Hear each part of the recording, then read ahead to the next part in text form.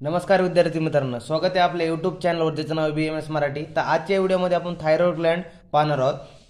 आता चला व्हिडिओला सुरुवात करूया। थायरॉइड ग्लँड, आता आयुर्वेदमध्ये आपल्या थायरॉइड ग्लँडला काय म्हटलंय, औटुका ग्रंथी, पर्याय नाव काय लिहिलं इथं, औटुका ग्रंथी। त्यानंतर आता काय इंट्रो, आता थायरॉइड ग्लँड बद्दल काय सांगितलंय ते बघून घेऊया। आता थायरॉइड ग्लँड मध्ये काय आहे की एंडोक्राइन ग्लँड ही त्यानंतर रेग्युलेट BMR ही BMR रेग्युलेट करते, त्यानंतर stimulate somatic and psychic growth, ही स्टिम्युलेट सोमॅटिक अँड सायकिक ग्रोथला स्टिम्युलेट करते। त्यानंतर काय म्हटले, play IMP role in calcium metabolism, जे कॅल्शियम मेटाबॉलिझम आहे त्यात प्ले IMP रोल म्हणजे महत्वाचा रोल हे करते। त्यानंतर काय सांगितले, लोकेशन काय सांगितलं, अगेन्स्ट, अगेन्स्ट कोणाच्या अगेन्स्ट आहे, C5 C6 C7 आणि T1 व्हर्टिब्राच्या अगेन्स्ट आहे। त्यानंतर काय सांगितलं, overlapping the upper part of trachea, जे ट्रॅकियाचा अप्पर पार्ट असतो म्हणजे आपला जो ट्रॅकिया असतो त्याच्या अप्पर पार्टला ती अशी ओव्हरलॅप केलेली असते ह्या थायरॉइड ग्लँडने। त्यानंतर डायमेन्शन काय सांगता येते की डायमेन्शन काय म्हणता येईल की जी लेंथ, ब्रेड आणि थिकनेस, आता लेंथ किती 5 सेंटीमीटर सांगितली, ब्रेड किती 2.5 सेंटीमीटर सांगितली आणि थिकनेस 2.5 सेंटीमीटर सांगितली। त्यानंतर डायमेन्शन काय सांगितलं याचं की डायमेन्शन ऑफ इस्थमस, आता जो इस्थमसचा पार्ट असतो जे थायरॉइड ग्लँड पाहणार आहे आपण, त्यामध्ये आपल्याला लोब आणि इस्थमस पाहायला मिळतं। जो इथला पार्ट असतो, हा जो इथला पार्ट राहतो त्याला इस्थमस म्हटलेलं आहे। तर आता हे इस्थमसची किती लेंथ किती सांगितली, 1.25 सेंटीमीटर, त्यानंतर ब्रेड किती सांगितली 1.25 सेंटीमीटर। त्यानंतर काय सांगितलंय की ही जी ग्लँड आहे ही कोणत्या शेपची असते, ही ग्लँड कशी एच शेपची असते। त्यानंतर काय सांगितलं, वेट किती असतं या ग्लँडचं, जी वेट सांगितलं ह्या ग्लँडचं 25 ग्राम हे तिचं वेट सांगितलंय। त्यानंतर पुढे काय बघूया, थायरॉइड ग्लँडला 2 कॅप्सूल असते, एक ट्रू कॅप्सूल आणि एक फॉल्स कॅप्सूल। आता जे ट्रू कॅप्सूल असतं ते कसं बनलेलं असतं, peripheral condensation of connective tissue, जे कनेक्टिव्ह टिश्यू असतं त्यांचं पेरिफेरल कंडेन्सेशननी हे बनलेले असते ट्रू कॅप्सूल। त्यानंतर फॉल्स कॅप्सूल कसं सांगितले, it is derived from pretracheal layer of the deep cervical fascia, जी प्रीट्रॅकियल लेअर असते डीप सर्वायकल फेशिया त्यापासून ही फॉल्स कॅप्सूल बनलेले आहे। आता फॉल्स कॅप्सूल बद्दल काय माहिती सांगितली, it is thin along with the posterior border of lobe, जी फॉल्स कॅप्सूल आहे ही थिन होती, पातळ होती, कोणत्या, पोस्टेरियर बॉर्डर ऑफ लोब, जी बॉर्डर लोबची जी पोस्टेरियर बॉर्डर असती त्याच्या साईडने पोस्टेरियर बॉर्डर ही थिन होत चालते। त्यानंतर काय सांगितले, थिक कुठं असते, आता थिक कुठं सांगितले, on inner surface of the ग्लँडची जे इनर पुढचा सरफेस असतो त्यामध्ये ती थिक सांगितली। त्यानंतर काय सांगितलं पुढं की which form the suspensory ligament of Berry, ह्यामध्ये काय करते फॉल्स कॅप्सूल काय फॉर्म करतं, सस्पेन्सरी लिगामेंट ऑफ बेरी। आता हे suspensory ligament of Berry form झाल्यामुळे काय होतं, which attaches the thyroid gland to the cricoid cartilage of larynx, जो लॅरिंगचा क्रिकॉइड कार्टिलेज असतो त्या कार्टिलेजला, क्रिकॉइड कार्टिलेजला हा सस्पेन्सरी लिगामेंट बेरी अटॅच होतो, त्यामुळे थायरॉइड ग्लँड काय होती ह्याला अटॅच होऊन जाते लॅरिंग्सला। त्यामुळे काय होतं, that's why the thyroid swelling move on deglutition. त्यामध्ये काय सांगितलंय, जेव्हा आपण काही गिळतो वगैरे म्हणजे काही आपण पाणी वगैरे पितो तर त्यावेळेस काय होतं की किंवा जेवण करतो तर जी थायरॉइड ग्लँड आहे जी काय होती वर येते असं यांनी सांगितलंय। त्यानंतर पार्ट्स काय सांगितले, त्याचे 3 लोब सांगितले त्याला आणि एक इस्थमस सांगितलंय। ती 3 जे लोब असतात ते कोणकोणते असतात, राईट, लेफ्ट आणि पिरॅमिडल, जे 3 लोब सांगितले ते राईट, लेफ्ट आणि पिरॅमिडल हे 3 लोब असतात। आता राईट आणि लेफ्ट लोब काय म्हणून हे कसे असतात, हे कोनिकल शेप असते, जे राईट आणि लेफ्ट लोब असते कोनिकल शेप असते। ते कोनिकल शेप काय करते, conical shape form the vertical limb of H, जे थायरॉइड ग्लँडचे व्हर्टिकल लिम्स असतात ते काय करते, हे राईट आणि लेफ्ट लोब म्हणून फॉर्म करतात। आता कसं आहे की जी ग्लँड असते आपली, असं एक सांगायला, जी ही ग्लँड असते अशी,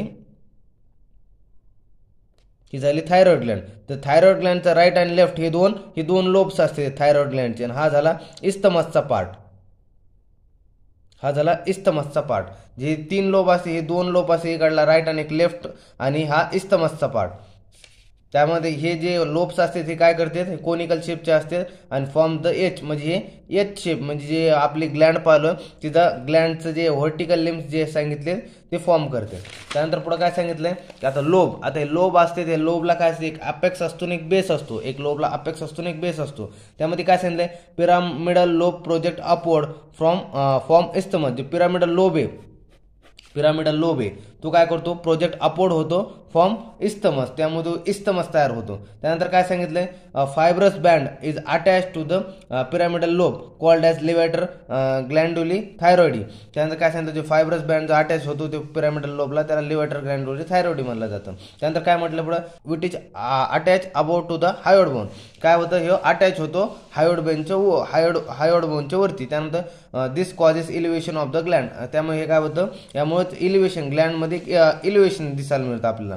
त्यामुळे आता काय सांगितलंय, लोबला किती 2 बॉर्डर सांगितले आणि 3 सरफेस सांगितले. आता 2 बॉर्डर 3 सरफेस सांगितले. जे बॉर्डर असतात ते 2 आहेत, अँटेरियर आणि पोस्टिरियर. आणि जे काय सांगितलंय, सरफेस सांगितले 3 सरफेस आहे, मेडियल, लॅटरल आणि पोस्टिरियर असे 3 सरफेस आहे. नंतर इस्थमस. आता इस्थमस कसं सांगितलंय, इस्थमसला 2 सरफेस 2 बॉर्डर सांगितलेले आहेत. आता हे सोपं आहे, ट्रिक एक लक्षात ठेवायला की लोब आहे, लोबला किती 2 बॉर्डर 3 सरफेस आहे, फक्त 2 बॉर्डर 3 सरफेस आहे. तेच इस्थमसला पुढे पाहायला गेलं तर 2 सरफेस 2 बॉर्डर म्हणजे 2-2 ध्यानात ठेवलं, इस्थमस 2-2.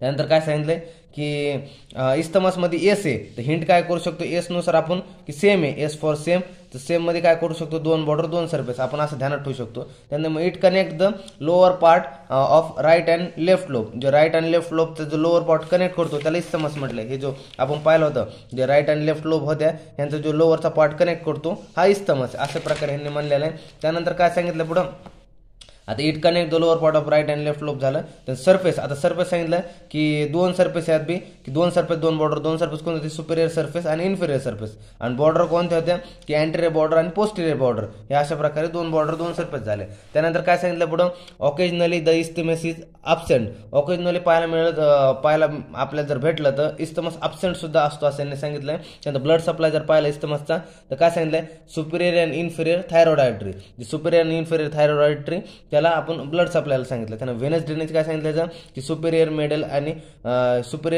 आणि इन्फेरियर थायरॉइड व्हेन, या 3 जे आपल्याला व्हेन सांगितलं, थायरॉइड व्हेन, सुपेरियर, मिडियल आणि इन्फेरियर व्हेनस ड्रेनेजमध्ये सांगितलेलं आहे. त्यानंतर काय सांगितलं, नर्व सप्लाय काय सांगताना नाही तर काय सांगितलंय की सर्वायकल गँग्लिओन हे त्याचा नर्व सप्लाय सांगितलंय. आता अप्लाइड अॅनाटॉमी खूप IMP ह्याचं की अप्लाइड अॅनाटॉमी काय ते बघून घेऊया. की आता पहिलं सांगितलं गॉयटरमध्ये काय सांगितलं आपण, इनलार्जमेंट ऑफ थायरॉइड ग्लँड, जी थायरॉइड ग्लँडची इनलार्जमेंट होती याला गॉयटर म्हटलंय. Due to deficiency of iodine also called as simple goitre. आयोडीनच्या डिफिशियन्सीमुळे होत असेल त्यामुळं याला सिंपल गॉयटर म्हटलंय. और याला काय म्हटलं, आयोडीन डिफिशियन्सी गॉयटर, याला आयोडीन डिफिशियन्सी गॉयटर म्हटलंय. त्यानंतर दुसरा काय सांगितलंय, थायरॉक्टॉमी. आता टॉमीचा अर्थ होतं कट करणं, म्हणजे टॉमीचा अर्थ होतो की कट करणं म्हणजे काय, surgical remove of thyroid gland. Thyroidectomy thyroid ग्लँडची रिमूव्ह केलं म्हणजे surgical remove of thyroid gland. आता काय सांगितलंय, हायपर थायरॉइडिझम. हायपर म्हणजे वाढणं काहीतरी, तर काय सांगितलं, हायपर वाढणं म्हणजे थायरॉइडिझम वाढणं, हायपर थायरॉइडिझम. त्यात काय होतं, कॉजेस काय करते की इन्फंटमध्ये काय करतं, क्रिटिनिझम हे तयार करतं. तर अडल्टमध्ये पाहायला मिळतं मॅक्झोडेमा, हे आपल्याला अडल्टमध्ये पाहायला मिळतं. आता ह्याची डायग्राम बघूया आपण कशा प्रकारे सांगितले.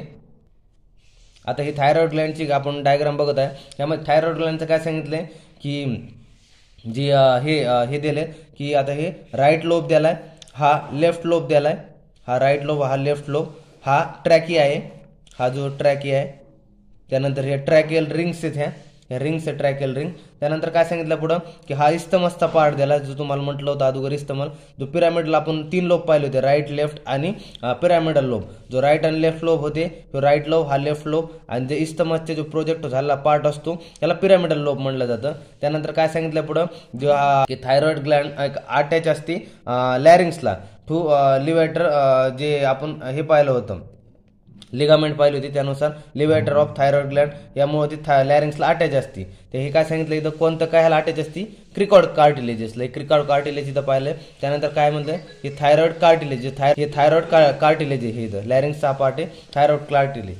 हे अशा प्रकारे पूर्ण थायरॉइड ग्लँड होती. तर व्हिडिओ आवडला असेल तर चॅनलला लाईक, शेअर, सबस्क्राईब करा. चला भेटूया नवीन व्हिडिओमध्ये, तोपर्यंत धन्यवाद.